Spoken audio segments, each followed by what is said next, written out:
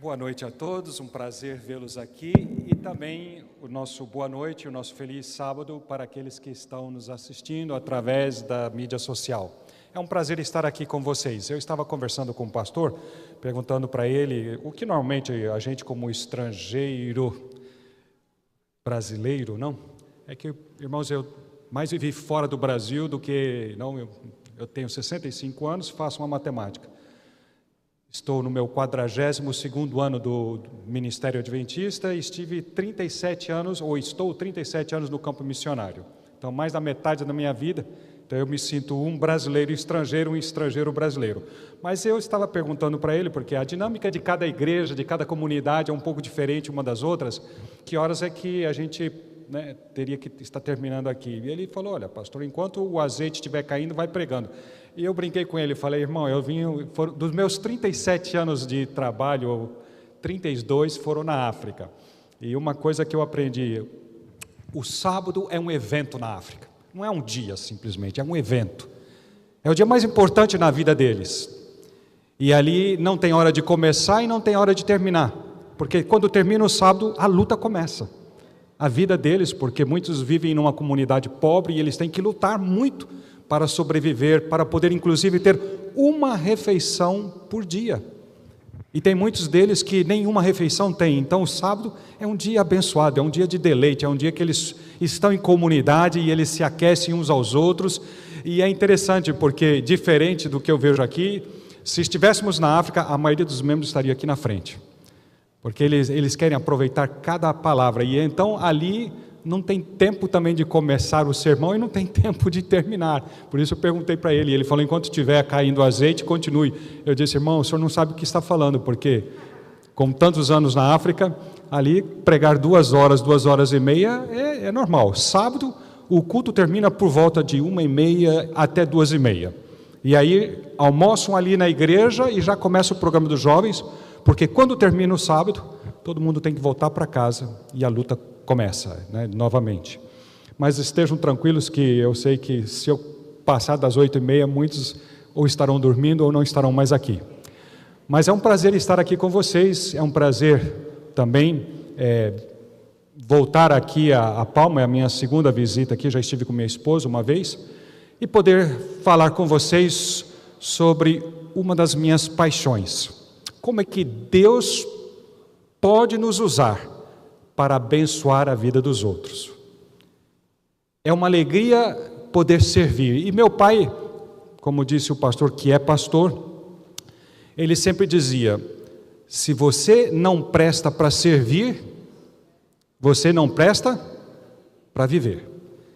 E ele sempre tem procurado nos encorajar, a mim e aos meus irmãos, a sempre estar servindo. E para isso eu selecionei, dentro do grande sermão escatológico de Cristo, uma das parábolas mais bonitas de Jesus que a mim me toca muito e que eu gostaria de partilhar com você. Então abra sua Bíblia onde você estiver, no livro de Mateus, no grande sermão escatológico de Cristo, e vamos ver a parte final. A partir do verso 31. Eu vou ler toda a parábola, eu vou ler toda essa parte, e eu oro para que Deus possa falar ao coração de vocês. Eu comentei com os pastores que quando eu estava fazendo minha pós-graduação nos Estados Unidos, Deus me deu o privilégio de estudar ali na Universidade da Andrews, fazer um doutorado ali. Eu tive um professor que impactou e influenciou muito minha vida, o professor Miroslav Kiš. Ele era um croata, que fez o seu doutorado na Universidade de Sorbonne, e ele tinha uma prática que do primeiro dia mudou o meu ministério. Desde o primeiro dia ele lia uma porção grande da Bíblia e ele sempre dizia, se o Espírito Santo não tem poder para nos ensinar através da ação do Espírito Santo, poderá o homem fazer alguma coisa? E ele sempre nos encorajava a permitir que a igreja leia junto com você uma porção da palavra de Deus, para que já o trabalho do Espírito Santo comece na sensibilização, na educação, na instrução na nossa vida. E eu contei 2 experiências que me marcaram muito como uma prova, uma evidência de que isso é verdade. Quando eu estava na União do Sahel, 11 países ali no deserto de Saara, eu trabalhei ali por 17 anos naquela região, eu conheci o pastor Julian Tiombiano. Ele nasceu ali no Burkina Faso, educou-se ali e teve a oportunidade, o privilégio de estudar na Europa, na antiga Tchecoslováquia, e ali fez a sua pós-graduação também. E quando voltou para o país, assumiu um encargo muito importante no país. Ele era o secretário do Ministério da Agricultura e um grande candidato para se tornar o ministro da cultura daquele país.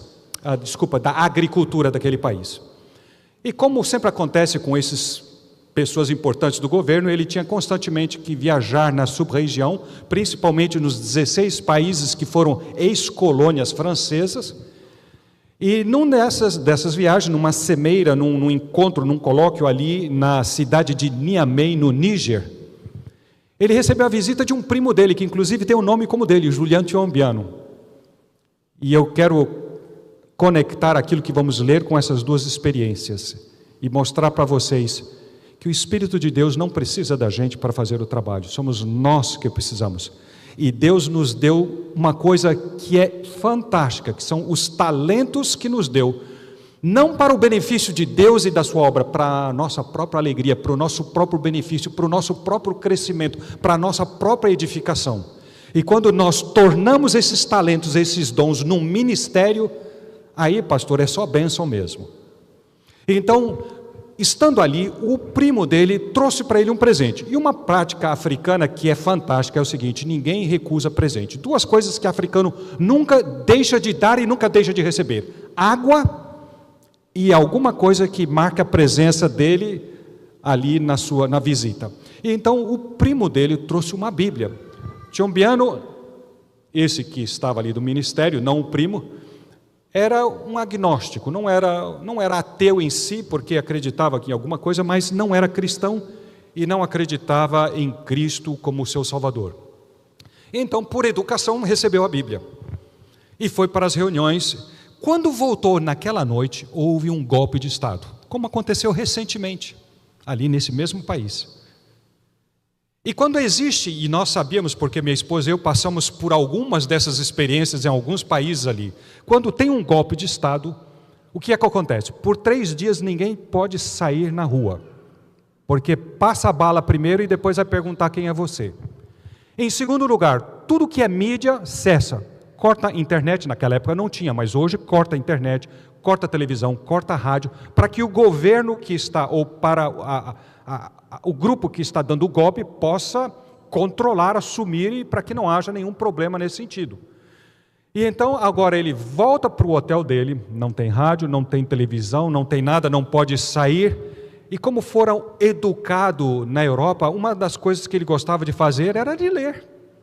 E a única coisa que ele tinha no quarto dele, no hotel, por 3 dias, era a Bíblia que o primo tinha dado. E então, por curiosidade, começou a ler. A noite passou, o dia chegou, e lendo. Por 3 dias e 3 noites, lendo a palavra de Deus, tendo como instrutor só o Santo Espírito. Depois de 3 dias, levantou-se, não aquilo que vocês chamam, como é que chama? Lá a gente diz couvre-feu. Levanta-se e você pode começar a se mover na cidade. Logicamente a reunião tinha sido cancelada, ele teve que voltar para o Burkina, voltou, chegou para casa e disse para a esposa e para a família: a partir de hoje somos cristãos, vamos para a igreja e eu quero me tornar um ministro da palavra. Pelo poder do Espírito Santo. Sem nenhum pastor, sem nenhuma pessoa dizendo a ele o que crer e o que não crer. Só através dessas 2 maravilhas que Deus nos deu. A sua palavra, que faz maravilhas na vida de todo aquele que permite que o Espírito de Deus possa fazê-lo. E como educador, o Espírito Santo, aquele que inspirou a mente dos profetas para deixar a palavra. Mas se isso é maravilhoso com uma pessoa, vocês já pensaram o que é com uma aldeia inteira? E quando eu cheguei no Burkina Faso, minha esposa e eu fomos convidados a visitar. Na realidade, veja, eu tinha 40 igrejas, eu era o único pastor ordenado naquele país, tinha um obreiro bíblico, um indivíduo que era o guarda da missão e minha esposa. Nós éramos 4 que trabalhávamos no país inteiro. Então eu tinha que visitar todas as igrejas. E então fui para uma região já com a fronteira com o Mali, dentro mesmo do deserto Saara, chamada Biron Marca. E é interessante, inclusive, no primeiro dia, quando minha esposa e eu chegamos de carro na aldeia, onde eles tinham construído a igrejinha, eu fecho meus olhos, eu consigo ver aquela igrejinha, as árvores, a sombra, e algumas crianças estavam do lado de fora. E quando nos viram, era como se tivessem visto o demônio. Saíram correndo entre o mato ali na savana, desesperado, gritando, e a gente não sabia nem o que tinha acontecido. Alguns anos depois, com a amizade que fomos desenvolvendo, eles nos confessaram que havia uma brincadeira naquela aldeia. Quando as crianças se comportavam mal, eles diziam assim: olha, se você continua se comportando mal, eu vou dar para o homem branco e ele vai fazer sabão de você. E quando eles viram pela primeira vez dois seres humanos brancos, o que aconteceu? Pronto, vieram nos fazer de sabão. E por isso saíram correndo. E depois que fizemos amizade, todos nós rimos da história. Mas o que eu quero dizer é o seguinte: ali naquela região, naquela aldeia, um dia alguém dentre eles recebeu uma Bíblia. E como vocês sabem, as religiões africanas, não de fundamento africano, são muito sincréticas. Creem nos espíritos, creem na comunicação entre a terra e alguns seres que se comunicam, e tem toda uma questão espiritualista ali. E então, ao lerem a palavra de Deus, não tinham auxílio de nenhum líder religioso, de nenhuma igreja, simplesmente isolados ali onde estavam, começaram a estudar a Bíblia. E cada vez que a palavra de Deus dizia alguma coisa, eles colocavam em prática. E assim foi que começaram a guardar o sábado, deixaram de comer as carnes imundas, começaram a praticar as coisas que estão reveladas na palavra de Deus. Crer na pessoa de Cristo, compreender que Cristo é o Salvador. E a verdade foi que os 70 que ali viviam, naquela comunidade, passaram então a se tornarem cristãos, crendo que eles eram os únicos no planeta Terra que guardavam o sábado, que não comiam carnes imundas, e que até que um dia tiveram a ideia: bom, como nós não podemos mais comer isso, não podemos mais comer aquilo, a melhor coisa é a gente começar a plantar verduras e legumes. Então criaram uma cooperativa. E como moravam meio perto do rio, então alguém disse: olha, para poder fazer tudo isso, temos que ter uma bomba que possa puxar água do rio e começarmos a aguar, não? As hortas e as plantações. Começaram a plantar banana, mamão, papaya, né? E também a fazer a horta dos legumes e tudo mais. E então pagaram para que um deles pudesse viajar quase 6 horas para a capital para comprar uma bomba. E na frente da Missão Adventista tinha uma loja, e tem uma loja chamada Sicá, que vende carros, vende motores e vende também as bombas para puxar a água do rio. E a pessoa que foi responsável foi, e quando viu ali o sinal Missão Adventista do 7º dia, disse: 7º dia? Será que eles guardam como nós o sábado? E entrou ali e procurou conversar com o líder espiritual, o líder religioso. E qual não foi a surpresa dele? De compreender que existe um movimento mundial que, segundo o ensino da palavra de Deus, santifica o sábado. E ele foi fazendo pergunta: vocês comem as carnes imundas? Vocês, como tratam as esposas de vocês? Como é a questão no vosso lar? E à medida que ele recebia as respostas, a alegria foi cada vez maior. E regressou e disse: imagina, gente. Resultado: os 70 foram batizados E nós temos uma comunidade ali que conheceu, praticou a palavra de Deus só pelo poder e pelo ensino do Espírito Santo. Então, meus queridos, aquele professor sempre dizia: o Espírito Santo pode fazer em um momento na nossa vida muito mais do que nós podemos fazer por nós mesmos a vida inteira. Então eu quero convidar você, nos próximos minutos que temos, para lermos juntos a palavra de Deus. Eu vou fazer alguns comentários e vou lançar um desafio para a igreja e para vocês. Verso 31. Quando vier o Filho do Homem, então vocês já pegaram o contexto, tá certo? Da volta do Senhor Jesus Cristo. Por que nós nos chamamos adventistas? Advento, uma palavra latina que quer dizer os que creem na vinda de Cristo. Quando vier o Filho do Homem na sua majestade e todos os anjos com ele, então se assentará no trono da sua glória. Todas as... O que é que diz ali, queridos? Todas as nações. Opa, desculpa, eu pensei que vocês tinham pegado o livro, o Sermão Escatológico de Cristo, não, o final do Sermão Escatológico. Para um bom adventista já deveriam adivinhar que é o capítulo 25, como eu falei. Começa no capítulo 24, lembram-se? Eu vou dar um pouco o contexto. Se lembra, a partir do capítulo 21, existe uma controvérsia entre Jesus e os líderes religiosos. E eles questionam a autoridade de Jesus. Porque Jesus estava fazendo não somente milagres, ele no capítulo 21 é a entrada triunfal. Jesus é glorificado, é louvado, e os líderes dizem: da onde você tirou essa autoridade? E Jesus começou a contar várias parábolas. E lembram, existem os 7 ai de vós fariseus. E quando ele termina de falar aos líderes, os discípulos falam sobre o templo. Magnificam o templo. E é interessante, como vocês ouviram, eu vivi por 3 anos e meio no Oriente Médio. Jordânia, Líbano, Iraque e Síria foram meus campos de trabalho ali. E a nossa casa ficava a 70 quilômetros de Jerusalém. E eu tive o privilégio de várias vezes visitar Jerusalém. E uma das coisas que é fora de série é o tamanho dos mármores brancos que ainda hoje tem ali nas escavações arqueológicas, que ainda sobraram dos templos antigos. É coisa assim para cortar o fôlego até hoje.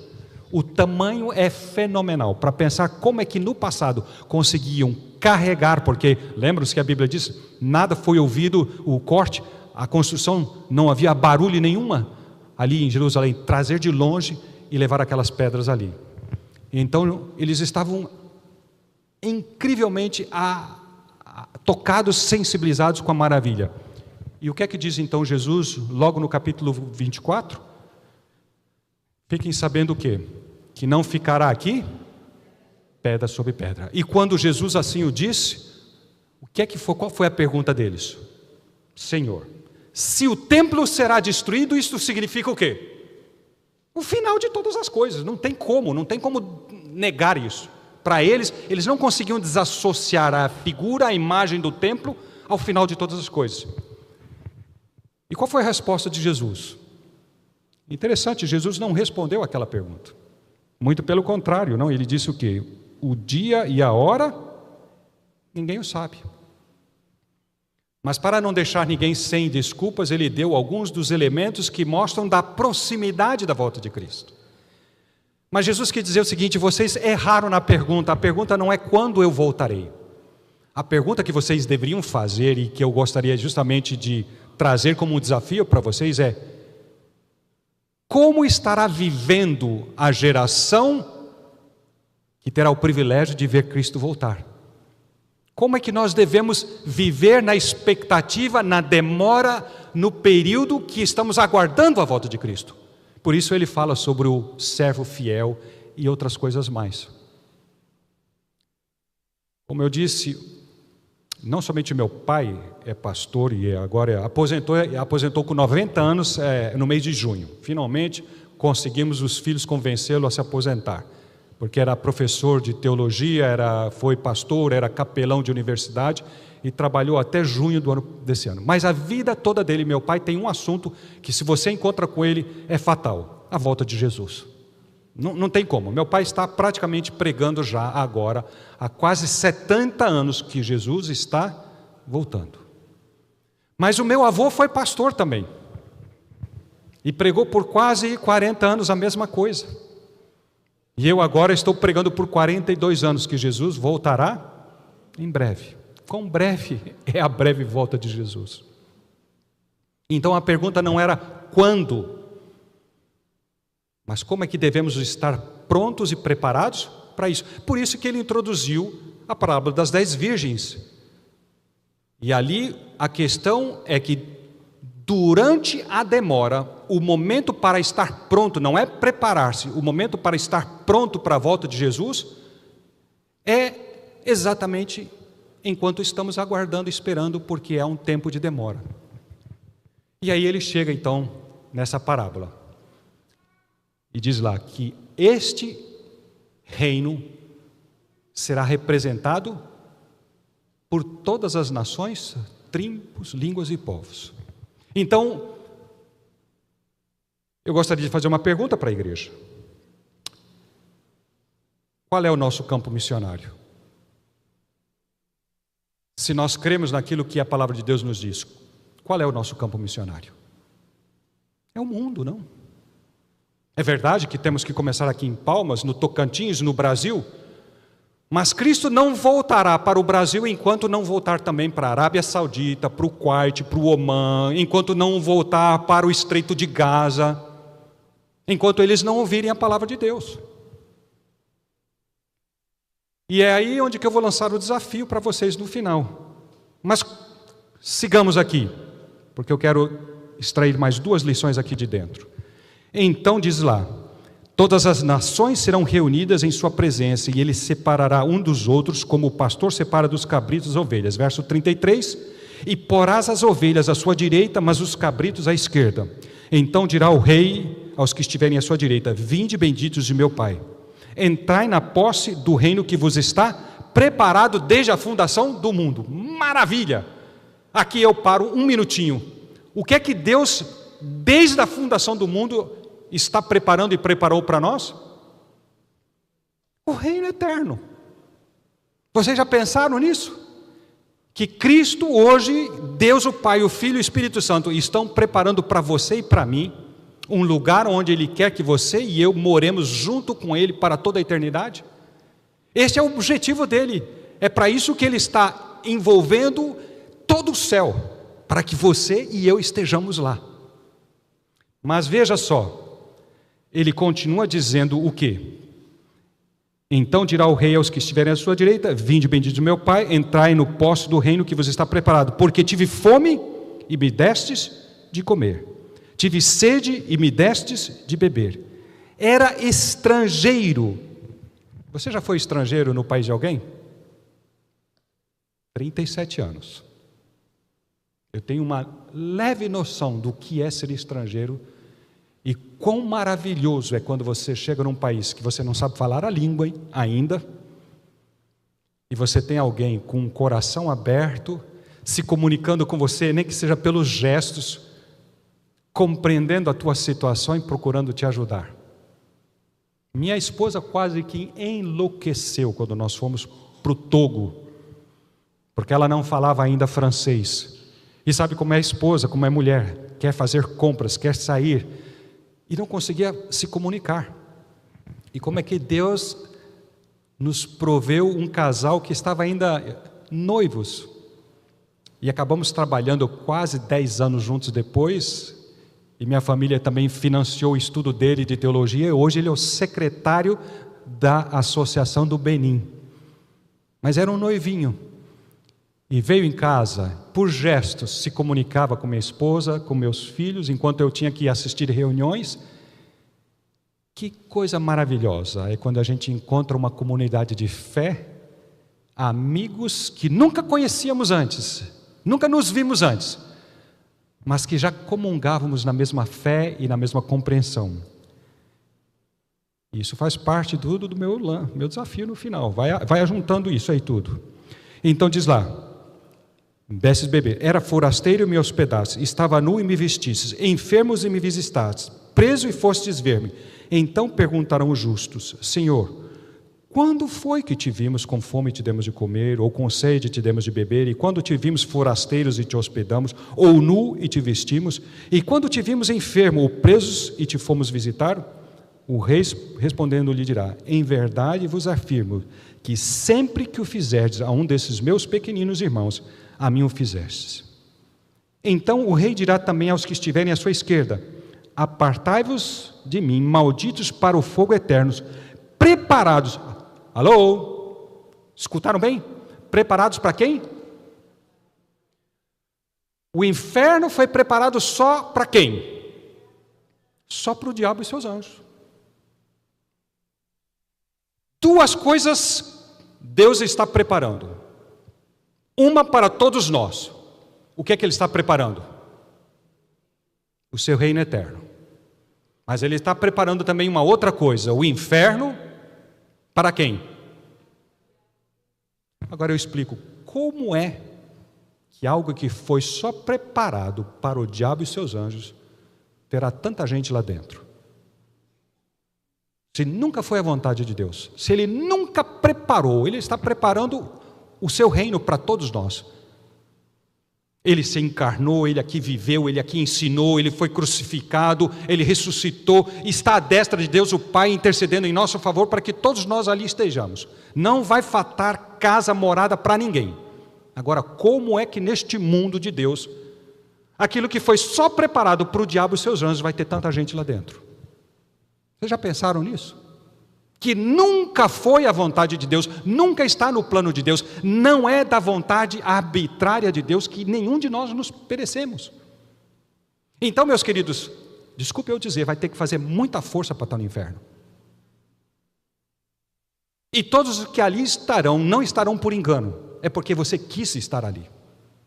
Você fez tudo o que foi, porque o céu fez e está fazendo tudo o que é possível. Não há... A pergunta é: o que mais Deus pode fazer para que você esteja no reino que Ele foi preparar? O que mais? Diga para Ele. O que mais está faltando?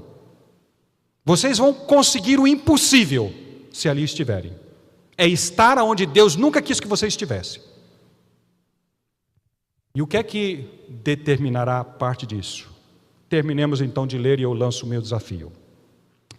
Diz lá: então apartai-vos, porque tive fome e não me destes de comer, tive sede e não me destes de beber, sendo forasteiros não me hospedastes, estando nu não me vestistes, achando-me enfermo e preso não fostes ver-me. E lhes perguntarão: Senhor, quando foi que te vimos com fome, com sede, forasteiro, nu, enfermo ou preso e não te assistimos?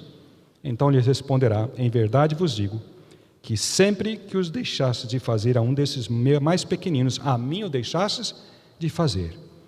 E irão estes para o castigo eterno, porém os justos para a vida eterna. Duas coisas antes de terminar. Uma citaçãozinha do Espírito de Profecia. Posso? Vocês ainda acreditam no Espírito de Profecia? Porque eu posso dizer o seguinte: trabalhando já em quase mais de 40 países, é lamentável que em algumas culturas já não se crê mais no Espírito de Profecia.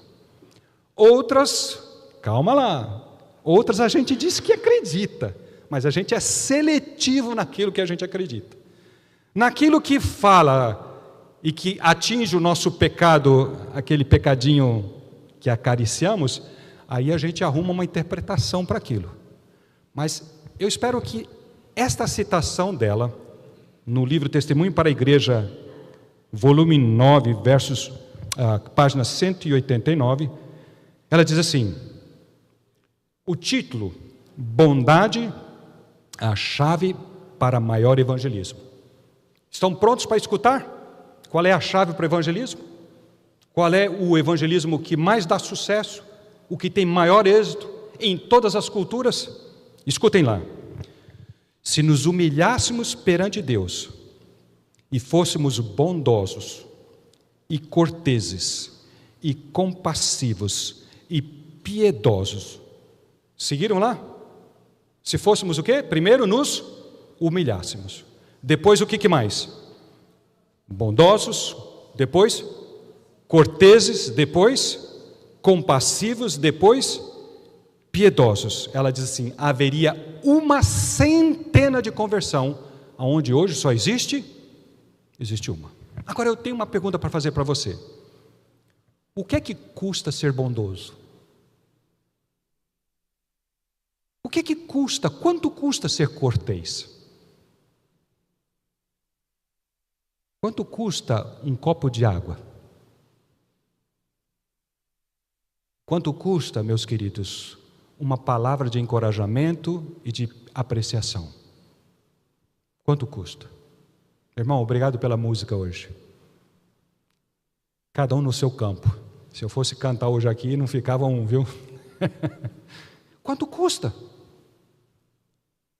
Tira alguma coisa de você? Você deixa de ser a pessoa que é por ser bondoso, por ser cortês, por ser amigável? Quanto custa? Está Deus pedindo de nós alguma coisa extraordinária? Então aqui vai o desafio e uma última ilustração. Como é que isto é uma verdade? A igreja identificou 3 grandes janelas, que é o grande desafio do século 21. A primeira, conhecida por muitos de vocês, é a janela 1040, onde 80% da população mundial existe e onde só 20% são cristãos. Onde só tem 20% da população é onde tem 80% de cristãos, mas onde tem 80% da população, e estamos falando hoje de 8 bilhões de pessoas nesse mundo. Então façam a matemática. 3 bilhões e 200 milhões estão na janela onde 80% são cristãos. Mas os outros 6 bilhões e alguma coisa estão onde só tem 20% dos cristãos. E o que é pior? Eles vivem a uma distância de um oceano de nós, e muitos deles identificam o cristianismo como inimigo deles. Vai você lá, naquele lugarzinho chamado Hamas, né? Já ouviram falar? O estreito ali? E vai lá dizer que você é um adventista e quer pregar sobre Jesus. O nome de Jesus é um inimigo. Sabiam vocês que a marca Coca-Cola é mais conhecida no mundo inteiro do que o nome de Jesus? Não é a pessoa de Jesus, a marca Coca-Cola, aquele negocinho que muitos bebem, né? Já ouviram falar da Coca-Cola? Aqui no Brasil tem Coca-Cola? Tem? Ah, então tá bom. É interessante, quando minha esposa e eu nós fomos para o campo missionário, fomos para Cabo Verde. Eu nunca tinha ouvido falar nesse país antes. Aí a gente falou assim: vai ser bom lá, porque lá a gente não vai precisar beber Coca-Cola, os filhos não vão ter a tentação. Chegamos, descemos no avião, a primeira bebida que estava lá era Coca-Cola. A marca Coca-Cola é mais conhecida do que o nome de Jesus. Então ali é um grande desafio, porque não somente eles estão a uma distância de um oceano, como também eles são anticristãos em muito sentido. A segunda grande janela que a igreja identificou é a janela das grandes cidades. Vocês sabiam que existem 536 cidades no mundo com mais de 1 milhão de pessoas e que não tem adventista? Ou seja, 500 milhões de pessoas que não tem um adventista. E eles estão esperando. A terceira grande janela é a janela pós-moderna. É a janela não pós-cristã. Países que já foram cristãos, como a Alemanha era luterana. Você vai hoje lá, estão vendendo. Outro dia eu ouvi falarem que, inclusive, uma igreja muito bonita, num desses países aí, virou um ringue de boxe. O pessoal vai lá porque venderam a igreja e agora é uma academia de boxe para o pessoal aprender. As igrejas cristãs estão morrendo. E o desafio agora é atingi-los. E aqui vem o meu desafio. Vocês sabiam que aqui mesmo em Palmas, a gente pode começar um ministério para atingir os não atingidos, ou os que foram poucos atingidos nessas 3 janelas? Porque você sabia que existem pessoas aqui, nesse estado, nessa cidade, que pertencem a essas 3 grandes janelas? Se Deus um dia chamar você, como chamou a mim e a minha família, para ir para o campo missionário e quiser que você fique lá, porque eu fui para lá e acabei me aposentando lá e continuo trabalhando, muito bem. Mas você não precisa ir para o campo missionário ou o campo estrangeiro, você tem um campo missionário aqui. E Deus deu a você talentos. Quais foram os talentos que eu mencionei hoje? Pastor, Quantos anos você precisa de fazer teologia para ser cortês? Irmãos? Qual é a universidade que você precisa ir para ser bondoso? Compreenderam o que eu estou dizendo? Mas por que não nos desafiarmos aqui para começarmos na igreja um ministério direcionado para essas 3 grandes janelas? Olha aí as nossas universidades.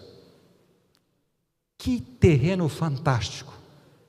Podemos penetrar ali e levar para essa juventude que só está ouvindo coisas que não são verdadeiras sobre o evolucionismo, sobre, entendeu, a superioridade de raça, sobre outras coisas mais, e poder levar a eles uma mensagem de esperança.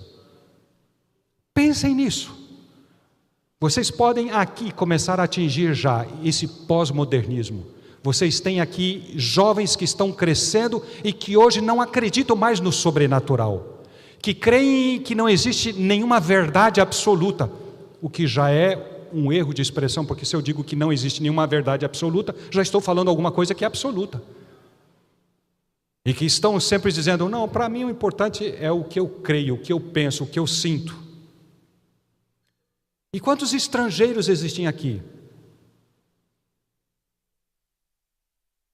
E nós estamos perdendo a oportunidade. Quando eu vim agora, viajando, 2 dias atrás, saí ali de Santo Domingo, na República Dominicana. Metade do avião era de haitianos, fugindo do Haiti, procurando no Brasil um lugar que eles possam, e como eles carecem, e eu sei disso, porque eu senti isso na pele, quantas vezes mudei de um país para outro, uma língua que tive que aprender, outra língua que tive que aprender, outra língua que tive que aprender, já tive que aprender 3 línguas,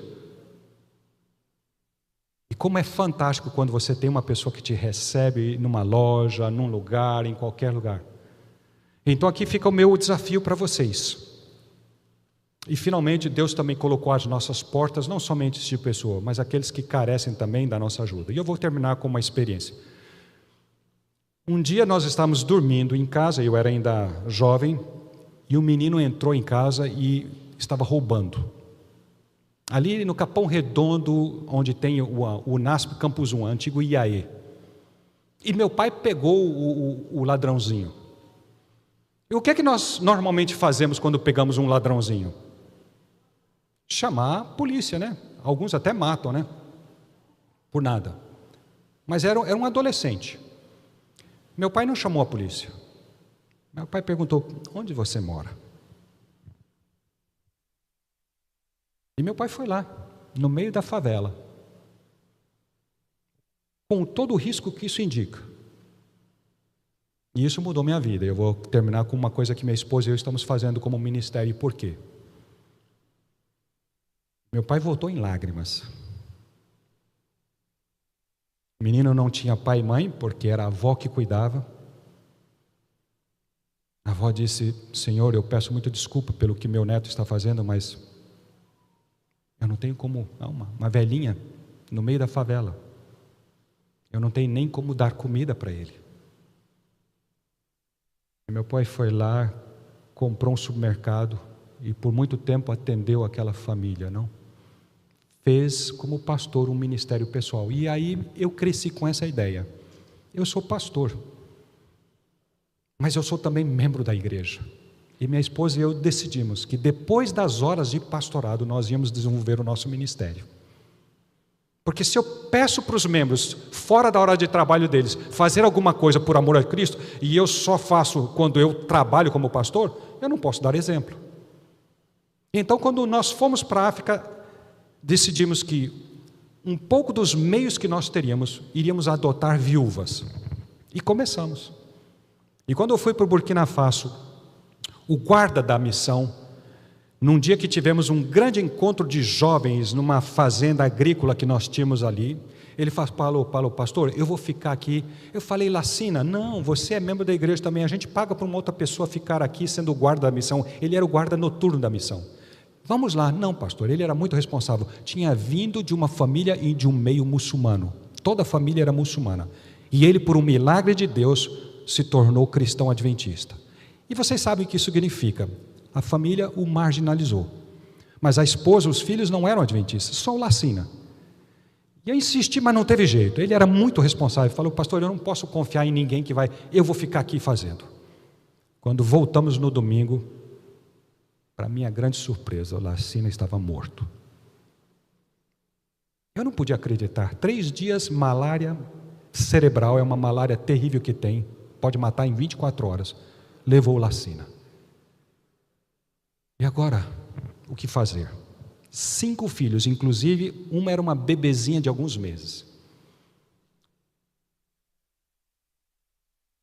Na África ainda se adota muito, em alguns países, né? A África é um continente, nunca generalize a África, porque são praticamente quase 2 mil etnias ali. Mas naquela etnia existe aquele mesmo costume no passado, que quando o marido morre, a esposa passa a pertencer à família do marido. E como eles tinham os seus costumes, as suas tradições, nós tivemos medo que eles, como é tradição, tomariam dela a única propriedade que ela tinha, que era um terreninho na cidade, com um barraquinho, que era a sua casinha, e onde ali, num só 4 metros quadrados ali, 4 metros, 16 metros quadrados, todo mundo ali vivia.